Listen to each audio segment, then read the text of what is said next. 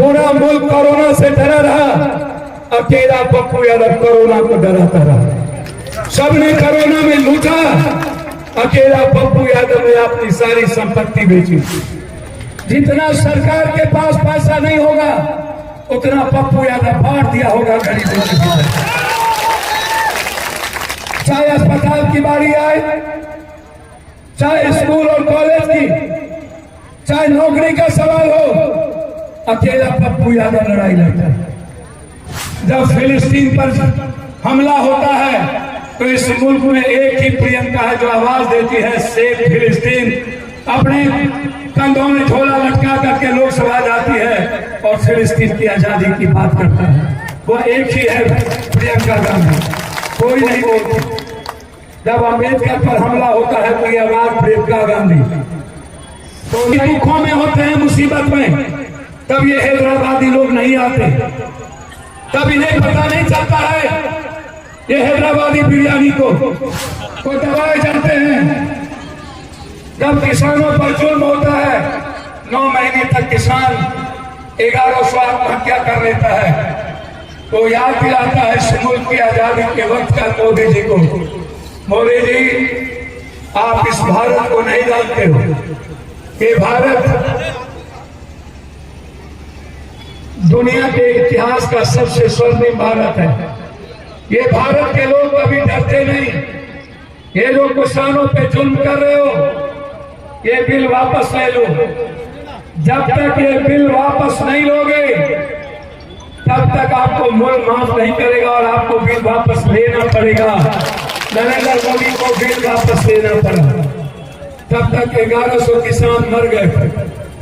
सदन में एक आवाज उठाते हैं राहुल गांधी जी, दुनिया का, चंदनसी का, भीम का, मलाह का, केवट का, शर्मा का, तत्मा का, पान का, शाह का, गुप्ता का, नाई का, कमोली का, कहर का, कुहार का, पासवान का, राम का, जाट का। एक आवाज उठाते हैं, कहते हैं मैं अपने बच्चों की जाति जनगणना कराऊंगा। आजाद हिंदुस्तान के बाद आज 90% गरीब क्यों हैं, मुझे ये जानने का राइट है। सबने कह दिया राहुल गांधी इस देश में जाति को बांटना चाहता। राहुल गांधी ने कहा हाँ, इस मुल्क में 90% वो जाति है जिसने अपनी माँ बाप को आजादी में खोया है और उसे इस मुल्क का मालिक बनने का अधिकार है। जब तक इस मुल्क का मालिक गरीब नहीं होगा, तब तक राहुल गांधी और पप्पू यादव चैन से नहीं बैठेगा। जाति जनगणना कराना होगा। जब हम बात करते थे मंडल कमीशन आरक्षण की कि हमें 52% दलितों को, गरीबों को आरक्षण दो, कहता था नहीं देंगे।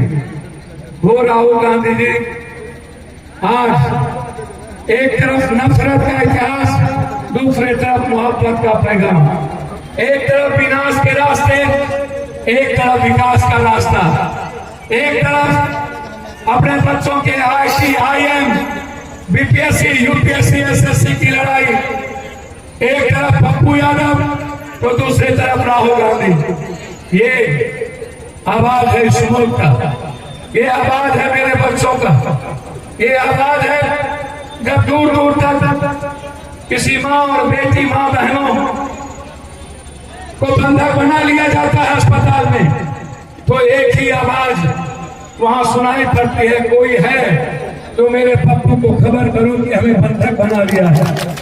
एक ही आवाज, तब एक ही आवाज होता है गरीबों का बेटा, वो होता है पप्पू। मैं आज आपके बीच कहने आया हूं उस प्रियंका गांधी के लिए, जो प्रियंका गांधी हिंदुस्तान के इतिहास में जब किसी पे जुल्म होता है, जब उत्तर प्रदेश में दलित और गरीबों को मारे जाते हैं, जब याद करिए जब प्रियंका गांधी जी मस्जिदों में कहते हैं नमाज नहीं पढ़ने देंगे, छतों के घर पर और सड़कों पे नमाज नहीं होगी, कोई अम्बेडकरवादी बात नहीं करेगा, उस वक्त प्रियंका गांधी कहती है कि चलो मैं चलता हूं, देखता हूं इस मुख्यमंत्री में कितनी हिम्मत है कि कभी अम्बेडकर को बंद कर देता है तो कभी सड़कों पर हमें नमाज नहीं पढ़ने देता है। वो एक वाहिद है। जब फिलिस्तीन पर हमला होता है तो इस मुल्क में एक ही प्रियंका है जो आवाज देती है सेफ फिलिस्तीन। अपने कंधों में झोला लटका करके लोकसभा जाती है और फिलिस्तीन की आजादी की बात करता है। वो एक ही है, प्रियंका गांधी, कोई नहीं बोलती। जब अम्बेडकर पर हमला होता है तो ये आवाज प्रियंका गांधी, कौन बोलता है आपकी? जब जुबरकर को मार दिए जाते हैं तो राहुल और प्रियंका। मैं आज आपके बीच आया हूं। जब सीमांचल में बाढ़ आता है, जब सीमांचल में किसी तरह की घटना घटती है तो ये दिल्ली वाले, पटना वाले लोग यहाँ नफरत पैदा करने नहीं आते। जब जलाने की बारी होती है किशनगंज को तो हवा के पहले एकमात्र पप्पू होता है जो आपके पास पहुंचता है। जब बाढ़ आता है तो एकमात्र पप्पू होता है। जब आप कहीं कि हमारे सीमांचल के लोग कौन सा खाना खाते हैं, कितने गरीब हैं। जब मेरे माँ के पेट में दर्द होता है, हमारे बच्चे जब मुसीबत में होते हैं तो इस बिहार में एक ही पप्पू होता है कि मैं यहाँ का हूं। मैं इसीलिए आपसे कहने आया हूं, मैं एक एक नौजवानों से कहने आया हूं, मैं आपसे मोहब्बत करता हूं। हमेशा आपके लिए जिया हूं, हमेशा इस मुल्क के लिए जिया हूं, हमेशा एक एक गरीब का आंसू पोंछा हूं। बीपीएससी में लाठी चले पप्पू यादव, आंगनबाड़ी में लाठी चले पप्पू यादव, ममता और आशा की लड़ाई हो पप्पू यादव, आंगनबाड़ी की लड़ाई हो पप्पू यादव, राशन कार्ड 3500 रुपया की बनवाने की बारी हो पप्पू यादव, दिल्ली में अपना घर पूरे भारत के गरीबों के लिए खोल दिया जाता हो, पूरा हिंदुस्तान का गरीब दिल्ली आता है उसके लिए मेरा घर खाली रहता है, एक भी पैसा किसी को नहीं लगता, सारा इलाज पप्पू यादव करता है। राशन कार्ड में जब पैसे मांगे जाते हैं पूरा का पूरा दिल्ली का घर पप्पू यादव ने फ्री कर दिया। हमने कहा राशन कार्ड का 1 भी रुपया किसी को नहीं लगेगा, ड्राइविंग लाइसेंस में 1 रुपया किसी को नहीं लगेगा, किसी को पैन कार्ड में नहीं लगेगा। मोटेशन जमाबंदी में जब लड़ाई होती है सीओ डीसीआर नहीं सुनता है, एक ही आवाज उठता है, वो होता है पप्पू यादव। वो हैदराबादी बिरयानी से आवाज नहीं उठता। ये नफरत पैदा करने इस मुल्क में आते हैं। ये दोस्त है उनके जो हिंदुस्तान के संविधान से नहीं चलते। इसीलिए मैं आपके बीच आया हूं।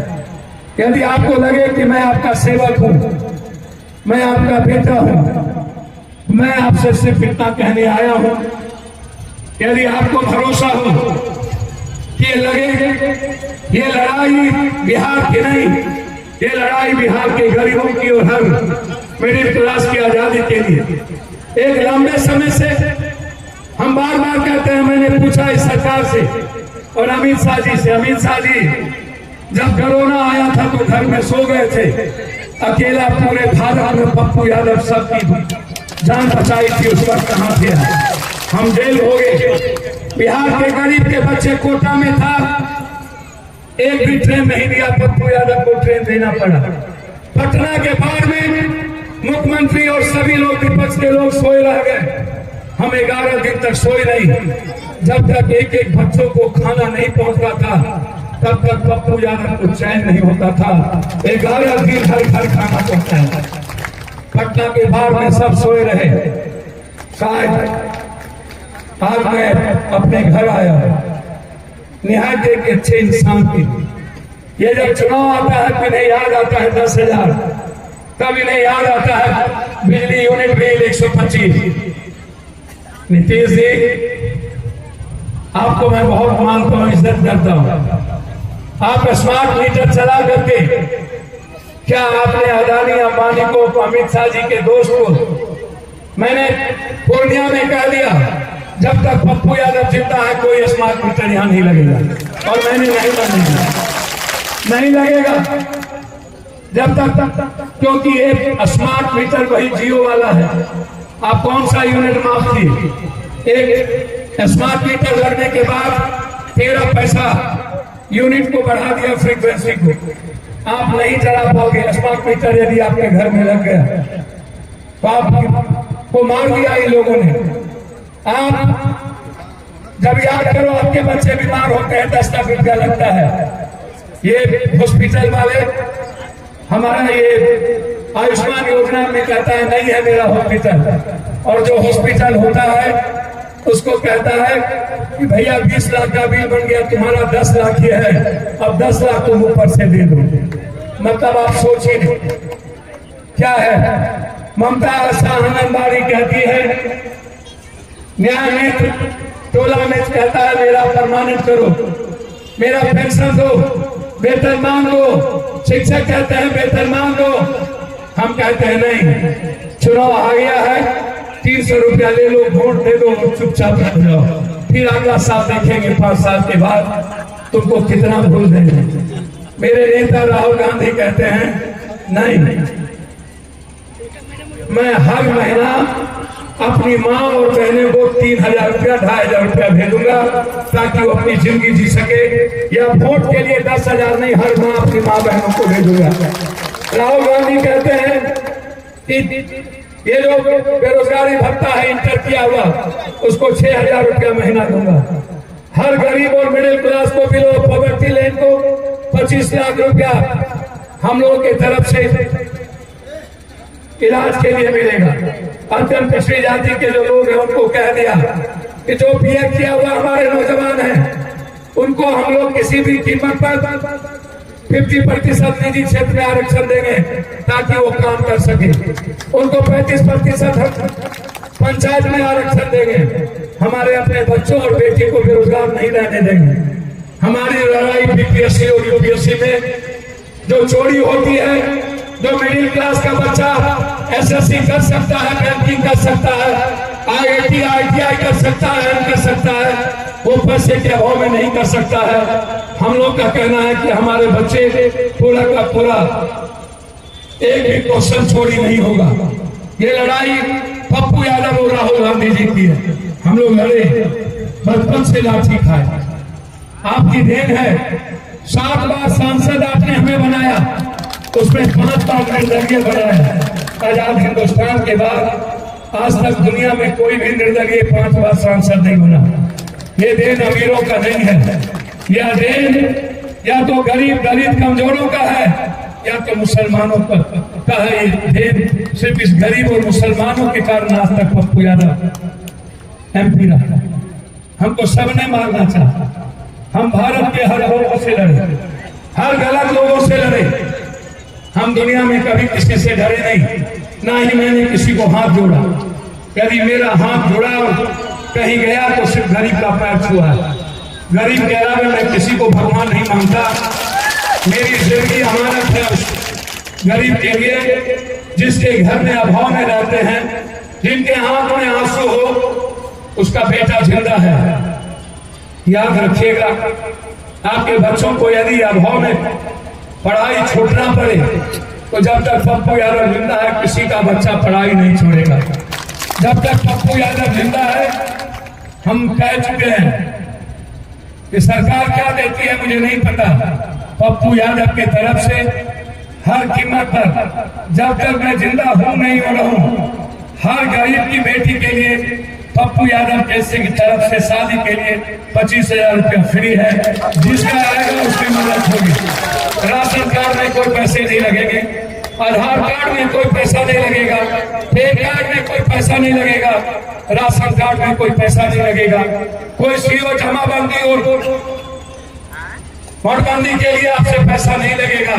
3 महीना के अंदर जमाबंदी का कागज आएगा और आपको स्लिप मिलेगा, 4था महीना नहीं होगा। मेरी लड़ाई यहाँ है, मेरी लड़ाई सीमांचल को बचाने की, मेरी लड़ाई नफरत को खत्म करने की। इसीलिए एक बेटे की तरह हमने कहा प्रोफेसर साहब से, हमें सुइया जाना है, आप वहां प्रोग्राम बनाइए, आप लगाइए। मैं अपने घर में आया हूं, मैं अपने परिवार के बीच कहने आया हूं, हम 2 हैं। एक तरफ भाई है मेरा, ये मूलधन है आपका, और मैं बैंक बैलेंस हूं। सूद ब्याज कहेंगे तो इस्लाम में नहीं चलता, लेकिन जो हमारे सनातन के लोग हैं मैं उनसे कहूँगा मैं आपका ब्याज और सूद हूँ। और जो मेरे मुसलमान भाई हैं मैं आपसे कहूँगा कि आपका पूरा बैंक बैलेंस आपका बेटा है जिसको आप आज तक जिंदा रखते हैं। मैं दोनों भाई मिलकर आपकी सेवा करूँगा। एक तरफ प्रोफेसर मुशर्रफ भाई जिनको राहुल गांधी ने हाथ साफ दिया, एक तरफ पप्पू आपका बेटा आपका सेवक। मेरा कोई छाप नहीं, मेरा सिर्फ इंसानियत और आपका छाप है। आप जिंदा हो, मुझे किसी छाप की जरूरत नहीं है। हमारी माँ और बहन जिंदा है, हमारे नौजवान जिंदा हैं, तो मैं दुनिया से टकराने की हिम्मत लग रहा हूँ। पूरी दुनिया एक तरफ हो जाए और पप्पू यादव अकेले हो, पूरी कौरवी सेना पूरा यजीद यदि खड़ा हो जाए और जब जरूरत हो इंसानियत और गरीबों की, याद रखना पूरी दुनिया से लड़ने की ताकत पप्पू यादव को होती है। मैं जब तक हूँ तब तक आपके आंख में आंसू नहीं बहेंगे और न ही कोई नफरत का ब्याज चलेगा। हमें बचाना है इस मुल्क से आसाम को, हमें बचाना है इस बिहार से बंगाल को, हमें बचाना है इस मुल्क से उस मेहमान को जो बिना पैसा लिए कोई काम नहीं करता है। इसीलिए मैं आपके बीच आया। हम हर परिवार के लोगों से अपना परिवार समझते हैं। यदि आप घर में जाइएगा, आप मोबाइल देखिएगा, हर दिन यदि पप्पू यादव के तरफ से भारत में लाखों लाख तक लोगों को नहीं पहुंचता हो तो आप लोग कहिए। मैं किसी को रोने नहीं देता हूं इस भारत में, बस मेरे पास नॉलेज आना चाहिए। यदि आपको लगे पप्पू आपका परिवार है, आपका बेटा है, ये कही जाए आपके सेवा के लिए मैं आपके चरण पर पागल हूं, तो आप एक बार राहुल गांधी जी के सच्चे सिपाही जावेद जी जो आपके सांसद है, निहायत इंसान आदमी है, आप जावेद जी ने हमारे भाई को हम इनसे बहुत मोहब्बत करते हैं। मेरा और इनके बीच का रिश्ता खून का है। मैं कभी भी मैं जिगर का और दिल का टुकड़ा है। मैं आपसे भीख मांगने आया हूँ। यदि पप्पू यादव लगे कि सच्चाई हो तो यदि आप दोनों हाथ उठाएंगे जोर से, दोनों हाथ आशीर्वाद इस इंसान को दिया जा सकता है जोर से पीछे। क्या आपको लगता है कि इंसान है? आपके लिए प्यार करेंगे? मैं माला पिना दूं, जोर से बोलिए, पिना दें? लाइए आप लोग ले, अच्छा जी लोग जो लोग हैं सरपंच साहब नेता लोग आइए, आप आगे आइए। ये माला मेरे लिए नहीं, आइए आप जाइए। मुखिया जी क्या जी जाइए, मैं माला नहीं पहनता। इतना ना नेता सब माला पहन लिया कि हम कभी मौले नहीं पहने। इसीलिए कौन सा